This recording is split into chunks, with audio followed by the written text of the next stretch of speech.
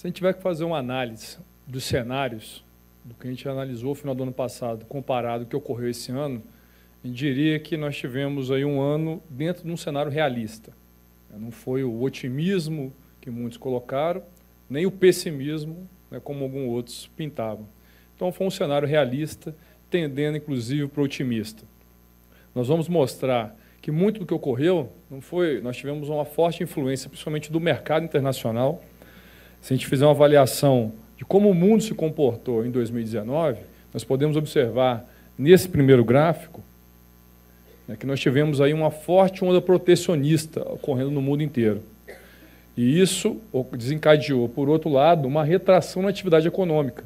Né, países, principalmente como a Alemanha, tiveram uma forte redução na produção de automóveis, de autopeças. Então, a onda protecionista fez com que vários países tomassem medidas, evitando uma recessão. De acordo com o relatório da OCDE, para esse ano de 2019, a previsão do PIB mundial é que se encerre em torno de 2,9. E para 2020, esse valor será o mesmo valor. Então, não é algo que vai estar maior nem menor. Nós temos aí várias questões ligadas à geopolítica, das guerras comerciais entre os países, dessa questão protecionista, que, segundo a OCDE, sinalizam a melhoria, mas não quer dizer que isso vai ter uma resposta tão rápida que possa impactar num resultado melhor do que foi esse ano. Então, o que a gente pode esperar? Quais são as variáveis que vão afetar a economia mundial, né, no próximo ano? Então, ano que vem nós vamos ter as eleições americanas, e isso, dependendo de quem for o candidato da oposição, se ele tender mais à esquerda, a gente não sabe se o presidente Trump vai fazer uma campanha mais de extrema-direita, ou se vier um candidato mais ao centro, ele vai ter uma postura semelhante. O fato é que, por ser o último ano, a última eleição que ele pode ser candidato, nós podemos ter de tudo, inclusive ele tender para o lado mais protecionista, e um fortalecimento maior do dólar. A guerra comercial entre Estados Unidos e China ainda é algo que preocupa. Ao longo desse ano foi colocado que a guerra tenderia ao fim, ainda no primeiro semestre, mas isso não ocorreu.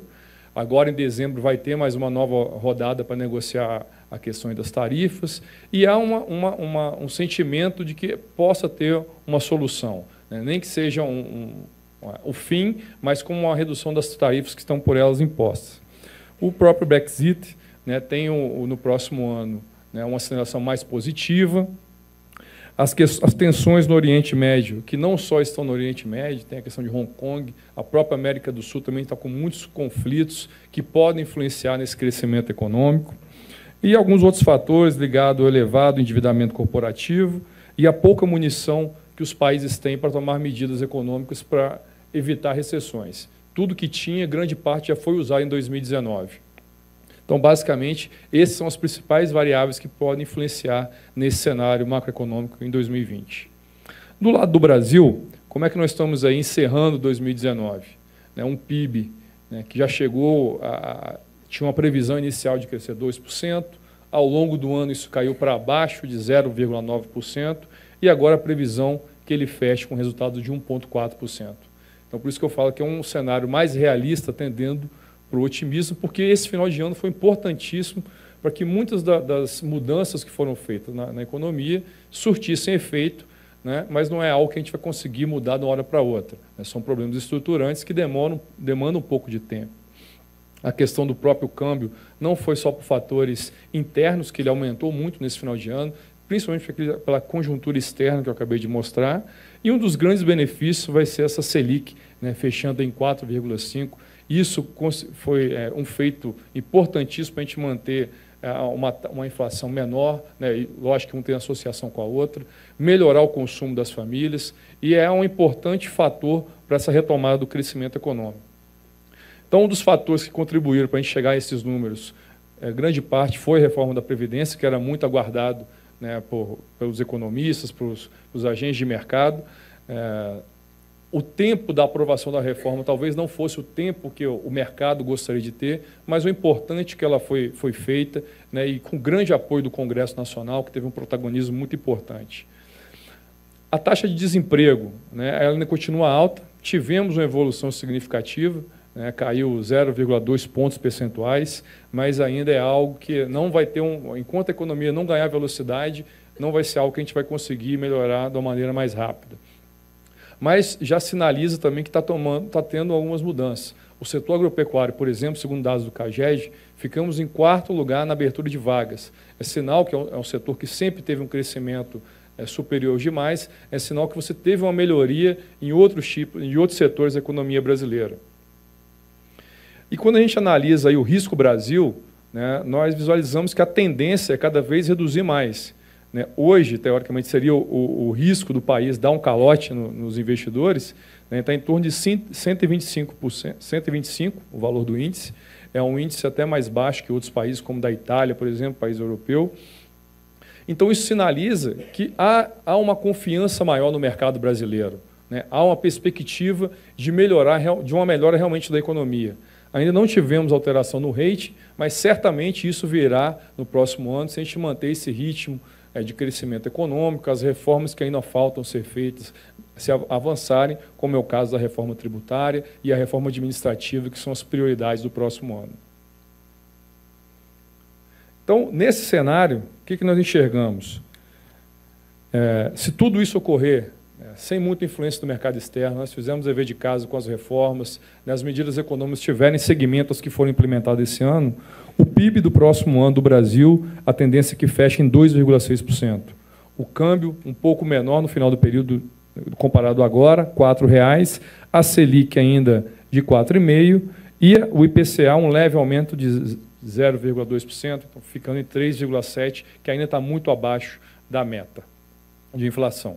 Para o próximo ano, o que nós esperamos quando a gente fala de clima? Então, nós temos 2 quadros. O primeiro quadro, né, que os senhores podem observar, é do final do ano passado ao início desse ano, dezembro de 2018 a fevereiro de 2019. Então, a gente pode ver que teve um volume de chuvas muito maior. Tivemos, em média, 400 milímetros, e isso, de certa forma, foi melhor em algumas regiões, piores em outras, como eu falei. E ano passado, esse ano, é um ano ainda que tinha influência do El Niño. Para esse ano, pegando o final agora, dezembro desse ano, o início do ano que vem, o que nós estamos prevendo? O que as perspectivas do INMET? Que nós vamos ter um volume de chuva um pouco menor, 300 milímetros de média, mas isso não quer dizer que pode impactar a produção, porque se essas chuvas forem bem distribuídas, é até melhor, para ter um melhor sistema radicular, né, das plantas. A soja, bem ou mal, ainda está na janela de plantio, em que pese algumas regiões tiveram replantio, né, da soja, em função da demora das chuvas nesse ano. Então, nós vamos ter uma produção muito boa, né, na primeira safra. O risco se dá na segunda safra, porque como é um ano de previsibilidade normal, a ideia é que em abril você já tenha redução drástica das chuvas. E como algumas regiões plantaram um pouco mais tarde em função, né, da demora, nós podemos ter regiões como o sul o Mato Grosso do Sul, o sul de Goiás, que podem ter uma redução diária no plantio do milho de segunda safra. Porém, o milho de segunda safra, né, a sinalização é que vai ter uma rentabilidade, um valor muito melhor nesse próximo ano, em função da maior demanda por proteína, das proteínas animais em relação à ração, em relação à produção de etanol em função do milho, então, das exportações que ainda tendem a ter um mercado mais elevado.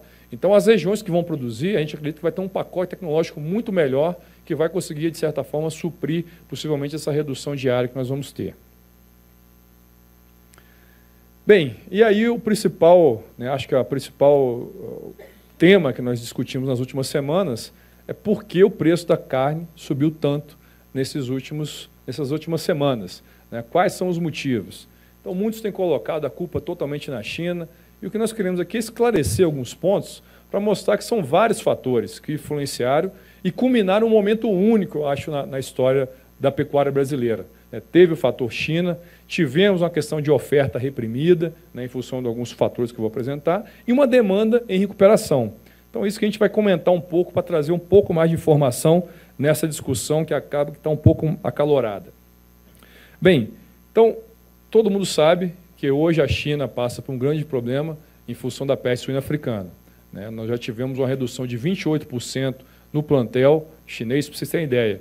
O volume de cabeça, a quantidade de cabeças do rebanho de suínos chinês era em torno de 430 milhões no ano passado. Nós vamos terminar em 310. O Brasil é o 4º maior produtor do mundo com 44 milhões de cabeças. Para vocês terem ideia do tamanho da produção chinesa, né, em quantidade de suínos. E para 2020, a ideia é que haja uma redução ainda, estabilizando em torno de 275 milhões de cabeças. Então, é uma crise que a gente não vai conseguir resolver no curto prazo, né? Até a China se recuperar, a carne suína é a carne mais consumida na China, isso vai demorar ainda pelo menos uns 3 a 5 anos. O volume de carne reduzido esse ano foi em torno de 10 milhões de toneladas, né, e que o próximo ano ainda caia mais um pouco. Então, o que a China importou de carne bovina, suína e de frango, né, dos principais fornecedores do mundo, dentro aí do Brasil, de janeiro a outubro desse ano? A gente pode olhar naquela tabelinha vermelha, né, na parte da variação, praticamente todas as 3 proteínas tiveram próximo a 50%, né, de incremento em relação ao ano anterior. Então, realmente, eles compraram bastante, né? Isso é fato, é um país que tem melhorado muito a questão da renda da classe média, e pelo déficit que eles tiveram na principal carne consumida, a ideia é que eles possam atender com as outras proteínas. Quando a gente analisa o Brasil, o que o Brasil aumentou das suas exportações para o geral? Aí, dados de janeiro a novembro. Bovinos, nós tivemos um incremento de 12% no volume. Suínos, 16%. E frango, 1,2%. Por que frango não cresceu tanto como os demais? Nós tivemos algumas reduções em grandes mercados compradores, dentre eles África do Sul, né, Cuba, entre outros, que tiveram uma redução no consumo da carne de frango, né? E aí, pegando a participação da China dentro dessas exportações, esse ano, nós temos aí basicamente 1/4, né, dos bovinos exportados do Brasil foram para a China. No caso, né, da suinocultura, quase 40%, e no caso do frango, 14,5%. Né? O que aumentou, né, comparado de um ano para o outro, dessas exportações chinesas que vieram do Brasil? Então, no caso da carne bovina, foi quase 40%, né, no caso da suína, 49%, e no caso da carne de frango, 27%. E aí, para fazer um parênteses do que realmente esse valor explodiu agora no final do ano. A China, né, eles têm um ano novo chinês, que agora em janeiro, dia 25 de janeiro, se comemora o ano novo chinês. E esse ano é o ano do porco, por coincidência, né? Então, tradicionalmente, é a época do ano que eles aumentam realmente as compras de carne para fazer estoque, semelhante ao que a gente faz no Brasil, né? Mês de dezembro é o mês que tem um pico aí de consumo de carne em função das festas de final de ano.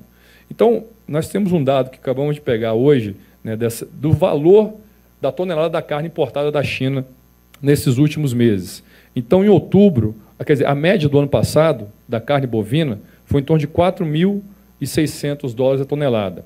Esse ano, nós estamos em 5.200. Só outubro, o preço médio foi 5.600 e novembro, 5.800. Então, são valores recordes. São valores recordes que nem o chinês está disposto a pagar. Então, a tendência já está sinalizando que agora, dezembro, esses valores já vão ter, né, um reajuste, porque até mesmo para eles é um valor muito elevado para se pagar, né, na tonelada de carne bovina. Do lado da oferta, o que nós tivemos de diferente esse ano? Como eu falei, as chuvas foram melhores esse ano. Então, geralmente, em abril você já tinha uma redução da chuva, essa chuva em algumas regiões chegou até junho. Então, você teve uma oferta de pasto melhor. Então, o produtor, né, ele se estendeu mais para usar suplemento, ele não precisou usar suplemento de uma forma muito antecipada.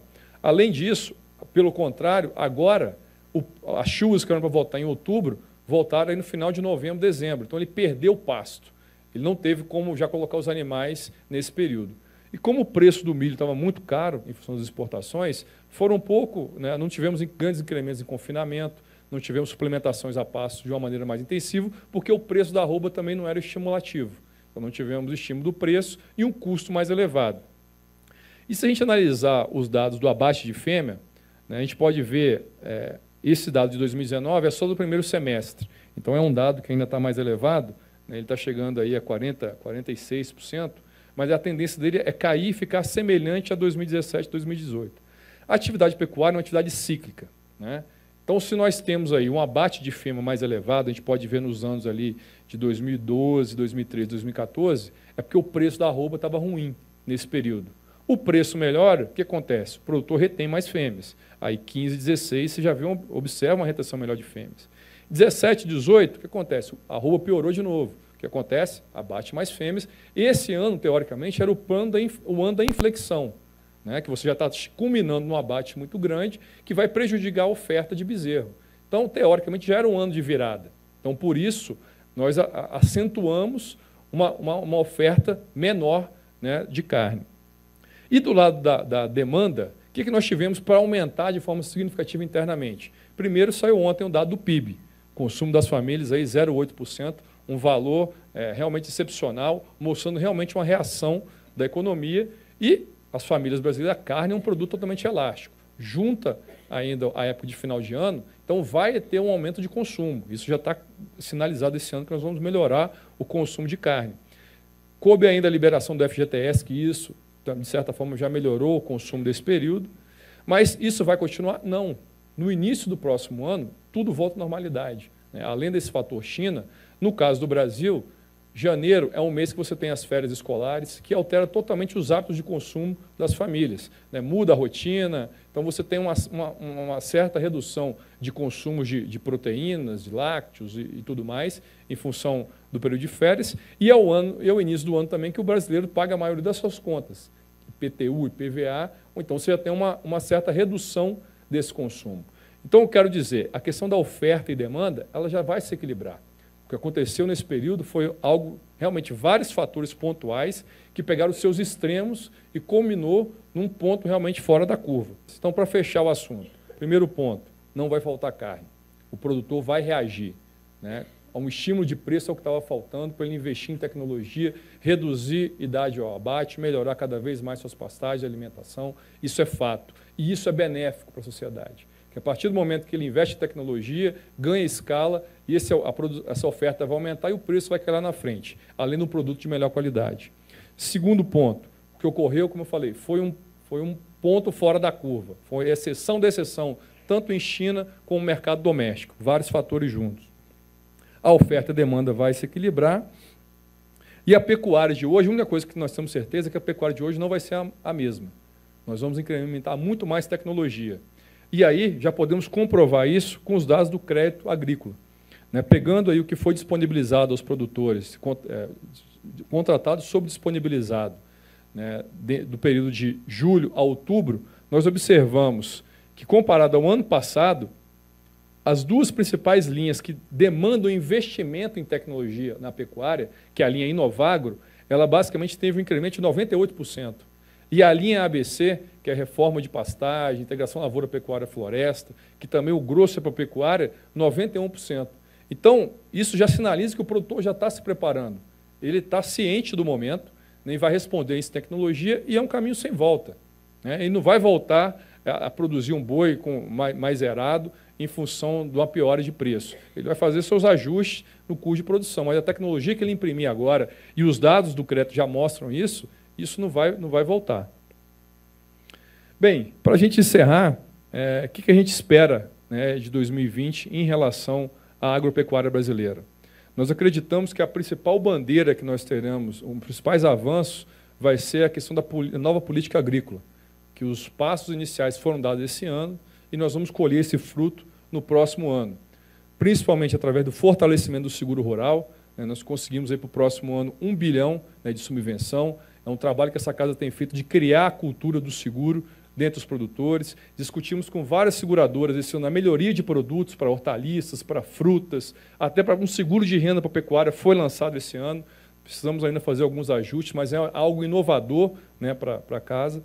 E o próprio, com um ambiente de Selic a 4,5%, e você tendo um seguro forte, isso já dá lastro ao produtor a de buscar recursos no mercado privado, não ficar tão dependente do crédito oficial, que a cada ano a gente sabe que não vai acompanhar o ritmo de crescimento da nossa agropecuária. O segundo ponto são as novas fontes alternativas de financiamento.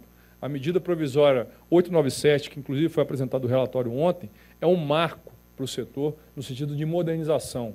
Ela vai permitir uma melhoria no ambiente de negócio, né, desse produtor, através dos títulos do agronegócio, que vai realmente oxigenar o funding do crédito agrícola brasileiro. Então, nós temos certeza que esse fator para o ano que vem vai ser algo realmente que vai fazer a diferença para trazer mais recursos para os produtores. E aí tem um desafio, né, que o presidente já nos colocou, né, esse ano, e já assumiu um compromisso com a ministra, de nós levarmos uma proposta de plano agrícola plurianual. pararmos com essa discussão pontual de todo ano discutir um plano safra, né? Uma discussão que, às vezes, não tem muito cabimento você discutir taxas de juros, volume de recursos, né? Não muda muita coisa. Então, esse ano nós já iniciamos esse processo. A própria medida provisória já foi resultado na conversa que nós tivemos com ela no início do período, na discussão aí do plano agrícola desse ano. E para o ano que vem nós vamos ter essa proposta pronta já para levar, né, o que nós esperamos de uma política de longo prazo, né, de pelo menos 5 anos, qual vai ser a demanda de crédito, né, quais setores que vão demandar maiores investimentos, da onde poderá surgir, né, esse fund. Então, tudo isso a gente espera já evoluir ainda mais no próximo ano. E, com base nisso, nós vamos ter um valor bruto de produção em torno de quase 10% de aumento. Grande parte vem da pecuária, né, 14% vão vir aí, né, das carnes, que tem um caminho ainda muito bom para percorrer. A agricultura também vai ter uma melhoria significativa comparada a esse ano, um crescimento de 7,2%. E o nosso PIB do agronegócio, que esse ano a estimativa é em torno de 1,5%, nós vamos fechar no próximo ano em 3%. Né? Então, esse é o cenário que nós desenhamos para 2020.